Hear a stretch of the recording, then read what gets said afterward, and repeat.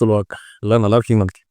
கர்த்தருக்குள்ள எப்போதும் சந்தோஷமா இருங்க. ஏசப்பா அத எப்போதும் விரும்புறார். இன்னைக்கு கூட ஏசப்பா சொல்றது வார்த்தை என்ன? சிறையிருப்பை நான் திருப்புவேன். ஆமென். உங்களுடைய சிறையிருப்பை கர்த்தர் திருப்பும்போது சொப்பனம் காண்கிறதைப் போல இருக்குமா? வசனம் அப்படித்தான் சொல்லுகிறது. சொப்பனம் காண்கிறதைப் போல இருக்கும். ஒரு கனவு பார்த்தது போல உங்க வாழ்க்கை தலைகீழாக மாறப்போகுது. ஆமென். இன்னும் வசனம் சொல்லுகிறது, அவருடைய நாவை ஆனந்த சத்தத்தினாலும் அவருடைய வாயை நகைப்பினாலும் நிரப்புவார். இது நிமித்தம் நாங்கள் மகிழ்ந்திருப்போம். கர்த்தர் பெரிய காரியங்களை செய்தார் என்று புறஜாதிகள் சொல்லிக் கொள்வார்களாம். ஆமென்.